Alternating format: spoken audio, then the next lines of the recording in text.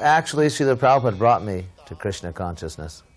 I had seen the devotees in Berkeley on the street. I'd given donations, bought magazines, taken prasadam, and so on, and seen the Hare Krishna festival in the Berkeley Hills. But then I went to see Prabhupada give a lecture in the International House of the Berkeley campus, University of California at Berkeley. And it was actually upon seeing Prabhupada there that I really became fixed on Krishna consciousness. I had seen other so-called swamis and religious leaders. Actually, for a sociology of religion class, I had to go and observe different religious performances and ceremonies, and I'd gone to see a swami. It seemed like he wasn't saying anything practical or substantial, telling people how to relax. Just as Prabhupada, he always says that he was reluctant to go to see his spiritual master because he'd seen so many so-called sadhus. So in a little way, there's some similarity. But I went to see Prabhupada, and as soon as he entered the auditorium, I could see that this person is very different. His gravity, his power, his demeanor, he seemed to be practically like a military commander coming in, not in the sense of a violent person or anything like that, but just as authority. Here was a person I could see obviously that was filled with authority and yet serene at the same time. So the program started, the devotees began to chant. Prabhupada got up off the Vyasasana and began dancing, jumping in ecstasy. He was obviously an elderly person. That was in 1969, so he was over 70 years old. So to see this holy person so much filled with authority, over 70 years old, dancing in ecstasy, was quite overwhelming. When I got initiated in Los Angeles, I got a little piece of paper with my name that said Hridayananda. And so for some reason, I can't explain it or justify it, when I got my paper, I thought it was Hridayananda, but someone that just left out the A. The secretary had written it wrong. Can't explain that one. So when people said, "What's your name?" I said, Hridayananda, which sounds like a perfectly good Krishna conscious name. In fact, it even means something in Sanskrit. So no one ever questioned me. No one ever said, "That doesn't sound like a bona fide name." So for the first several months after I was initiated, I was Hridayananda to the world, not to Prabhupada. In fact, there's an old Back to Godhead article by Hridayananda Das Brahmachari. Anyway, so I wrote Prabhupada a letter about, probably about approximately a year after my initiation, and signed it Hridayananda. And Prabhupada wrote back and said, "Dear Hridayananda, please accept my blessings. By the way, your name is Hridayananda." So I thought, how in the world would Prabhupada remember me?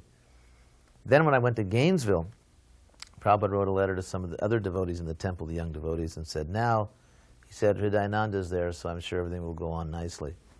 And I was thinking, how in the world does Prabhupada remember who I am? So I was amazed by that, because I had no real importance within the structure of ISKCON. I was just a young member, and I was amazed that Prabhupada remembered who I was. Once, in the early 70s, I was sannyasi, so maybe 73, 74.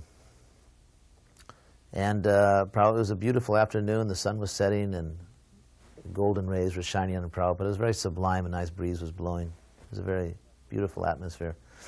And Prabhupada took us back to old India, the turn of the century, and when he was a child, when he was a young householder. And he took us there, actually, and he began to talk about how people used to work and relationships between householders and their servants, and how people used to cook and things. So there we were, back in India with Prabhupada. And then he took us back farther to his early childhood, when he was playing with, not playing, but having the Rath Yatra and worshiping Radha Govinda. And then only Karanda and I were in the room. And Prabhupada looked at us very strongly and said, "Whatever I'm doing now, I was doing then. Do you understand?" And of course we were at that point kind of speechless. And then Prabhupada said, Never was there a time when I did not know Krishna. Do you understand? And he said it in such a way that it was clearly the case. So that was a very powerful experience. We brought Miss Mexico to see Prabhupada. You know, in those days we were young and we thought any celebrity, let's bring them to Prabhupada. So we brought Miss Mexico, and she came in. She was nice, fluttering her eyelashes. And obviously she, as all these, Miss America, Miss Mexico, they spend their year just going around and doing events and, getting their picture taken and smiling, saying a few nice words here and there. So she was more or less in that mood. She came with a few gentlemen. So as she sat in front of Prabhupada, she made her customary spiel. She said it was very nice being in Mexico. In Spanish, I was translating. She said, I'm very glad to be here. I've enjoyed the program very much, and I hope to come again sometime. So Prabhupada said to her, why do you want to come again? In other words, he was not at all concerned with the glamour of it all. He was very sober, and he said, why do you want to come again? And she couldn't really answer. No one ever asked questions like that to Miss Mexico. And he asked her very seriously, why do you want to come? Then we had Prabhupada's books on a shelf. He said, have you read my books? She said, no. He said, then why do you want to come? Why do you say you want to come again? So she was caught without an answer, and at that point she stopped being Miss Mexico and just started being a soul. When Prabhupada came to Gainesville in 1971, the end of July, a wonderful visit. He was being interviewed. He arrived, he sat on the vyasam we'd made for him, and he gave a beautiful lecture. Then he was taking questions. There was one girl there. I guess that was 1971, but at that time she was a young girl. And in a somewhat challenging tone, she said to Prabhupada, I see that you have mostly young people here. Why is that? So Prabhupada immediately shot back, why do you have mostly young people in your university? And she was so much caught off guard, I remember she actually dropped her pencil. And she sort of, groped for an answer, stuttering, and said, well, that's the age of education. He said, yes, therefore that is the age of Krishna consciousness. Another such exchange like that, where a few days before I took sannyas, Prabhupada was being interviewed by a reporter in his quarters in L.A., and he knew something about Hinduism. He said, well, isn't it in India that old people take sannyas? Why are you giving sannyas to young people? So Prabhupada shot back, what does it mean to be old? The man had no answer. Prabhupada said, old means about to die. Can you say that I'm older than you? Can you say that you're not going to die before me? Can you say? And he couldn't answer that. He said, therefore we are giving them sannyas. Prabhupada sometimes would joke as we entered his room, because obviously it's a very important thing when you would go into Prabhupada's room. I always considered it to be the most important event to go to before Prabhupada. So often I would come into his room very, very seriously, and he would sometimes sort of joke. One time I came into his room in that very serious mood, and he looked up at me and said with mock seriousness, yes, what is your message? Another time I came to his room in New York, and he was just finishing his breakfast. He was in a very jolly mood, and I was on a college preaching tour, and he said, oh, Hridayananda Maharaj. He said, you were actually traveling and preaching. I'm just here eating.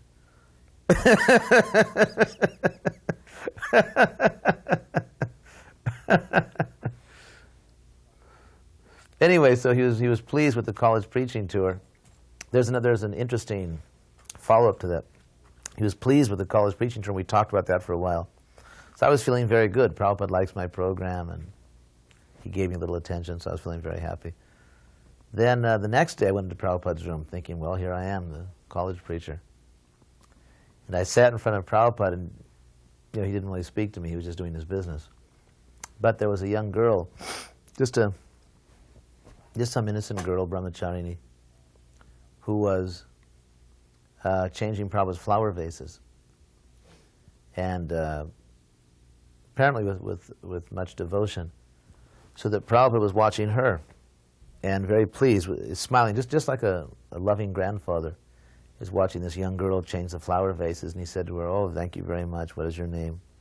So that day, Prabhupada didn't have a word for me, but he was rather very pleased by the devotion of this young girl. So in ISKCON, I was the sannyasi, etc., etc., and she was just some innocent girl, but she's the one that pleased Prabhupada at that time, because I was thinking I'm a sannyasi, and she was just an innocent girl serving with much devotion. So I never forgot that lesson also. A few months after I'd taken sannyas, I was... when you take sannyas, of course, you really have to be very serious about Krishna consciousness, because it's a, especially for a young man, precarious position. So I was trying very hard to be a good sannyasi. You know, I was a young sannyasi trying hard to be Krishna conscious, and then you realize not really Krishna conscious enough as much. And Prabhupada deserves to be served much better than I felt that I'm serving him. So I was feeling a little bit in that mood, a little unhappy that I'm not serving Prabhupada properly. So, you know, I thought, well, I better eat less, you know, typical young man. I'm sure we all went through that, so I'm not going to eat very much. So I was trying to eat very little for a few days. So one day, we were out in Prabhupada's garden in Los Angeles, and we were coming back. Actually, every day he would come and get me, because I was trying not to impose on Prabhupada, but every day as he would walk down the stairs and go out to his garden, he would stop my little sannyas room, and he would just peek in the door, just walk in, look around, and just walk out and keep going. But of course, that was the signal, and I would immediately jump off my chair and offer obeisance and run after him. So every day he would come and get me like that. So one day we were coming back from the walk, and as we got near the stairway in his quarters, just as they are now in L.A., on the radiator, I don't know, probably it's still not there, there was one of those old radiators there. And on top of it was a typical thing, you know, a paper plate with a big mound of leftover prasadam. You know, I don't know, you know, potatoes or rice, whatever, just a big thing like that. So Prabhupada stopped, put his cane down, looked at it. They turned to me and just said, "Eat that."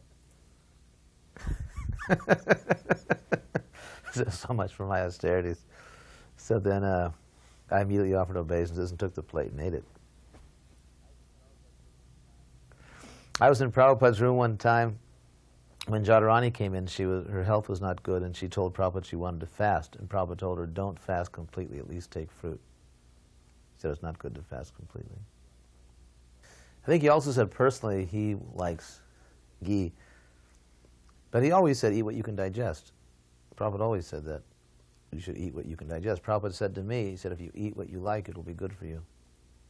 And my mother was always, of course, nice to me, never favorable, you know, to the movement. I mean, she was polite and respectful and all that, but not, you know, always just thinking how to get me out of this thing. Typical mother. So I said, let's go see Prabhupada. So she went up and sat down in front of Prabhupada, and I saw her transformed, actually. She became like a young girl sitting in front of Prabhupada. And of course, by her culture, she was very respectful and so on. And she became like a young girl, and Prabhupada began to tell her that how fortunate she was that her son was a devotee of Krishna, and she nodded in agreement. You know, her whole life since I joined was the opposite, but at Prabhupada's presence, she was overwhelmed, and she politely nodded in agreement. And then after a few minutes, she went downstairs. And the only time she ever did that, she actually opened her purse and said, "Can I give you something for your movement?" You know, before his usual mantra, you know, "Are you sure it's just for you?" Prabhupada was in Caracas, and we were desperately trying to get the first Spanish Bhagavatam, which was being printed in America, out of the printers and down to Caracas in time to give Prabhupada while he was still there in our zone. And he was flying from Caracas to Miami. So there were a few glitches, and the book was not coming in time. So we were disappointed. Then finally, somehow or other, frantic negotiations with the printer, and we arranged that the book was rushed down by air freight to Caracas, and it arrived the same morning Prabhupada was leaving. So we had some of our leaders there in Venezuela desperately, trying to get it out of customs, and South America is not always the easiest place in the world to do things like that. Meanwhile, Prabhupada went to the airport, and he was checked in and so on. We did all that for him. And to my great dismay, the book hadn't come, and Prabhupada went through the immigration check, passport check, and that was it. So just after Prabhupada had gone in and we'd paid obeisances, and I was a little disappointed, suddenly the book came. So I became so inspired to give this first Spanish Bhagavatam to Prabhupada. I was there, of course, with a shaved head and danda and so on. I just went running through the airport. It's a South American country. You can't just run through police checks and things like that in any country, and certainly not there either. But I was so inspired. Somehow Krishna just arranged everything, and I ran right past the passport check. No one said a word to me. Here I am, a shaved head and a danda. Ran right past there were several checkpoints. You got to show this and show that. Ran past all of them. No one said a word to me. I ran right into the waiting lounge, the international waiting lounge, and went down, offered obeisances, and sat next to Prabhupada. He had me sit next to him. No official said a word to me. And I gave him the Bhagavatam. So Prabhupada was very pleased. He looked at it. Then he wanted to check to see if it was bona fide. So he said, "Can you translate this?" From Spanish back to English. I said, "Yes, Prabhupada." So he said, "All right." So he opened to the preface and said, "Read this in English." So I read it in English. Prabhupada saw it was correct. It was bona fide, so he was very happy. And then they called him for his flight just then, and he walked off holding the Bhagavatam and got on the plane, went to Miami. There were many stories. Then another time when we had the first Portuguese Bhagavatam, we were again, same thing, we were so eager to give this to Prabhupada. So I was taking a flight from Sao Paulo to Lima, Peru, and then on to Los Angeles. And so the airport was in a very strange place, and every time we went there, the car got lost, and it got lost again. And we finally arrived at the airport after the flight had already boarded, and we were just determined we had to get this Bhagavatam to Prabhupada. So they said, "I'm sorry, the flight's closed," and that's it. So Mahavir was there. He was also very fired up. So he actually grabbed the walkie-talkie from the lady at the counter and started talking to the people on the flight and said, "Hold that flight." So they held the flight. So then, then they said, all right, you have to hurry." So then we ran to the flight, and we were so late they wouldn't even issue a ticket there. Mahavir had to stay behind and buy the ticket. I just got on the plane. When I got to Lima, Peru, they gave me the ticket. And then I went on to Los Angeles. We met Prabhupada. He arrived that next morning. He went in his Vyasasan, spoke, and then I was so eager to give him this Bhagavatam because it pleased him so much, actually. You knew that it would always please him to give him these books. So as he was getting off his Vyasasan, I couldn't wait till he got up to his room. I handed him the Bhagavatam. So then we finally went up to his room, and he looked at me and said, "This is your most important service, printing and distributing books." So when he said that, those words, I felt went deep into my heart. It was actually a very important moment for me when he said that. So, but you could always please Prabhupada that way. I had the experience of being the GBC of all of Latin America. And of course, we had so many projects. There were all kinds of things going on, you can imagine. And yet when I would go to see Prabhupada, the first question would always be, "So, how is the Sankirtan? How many books are being distributed?" He would ask that question.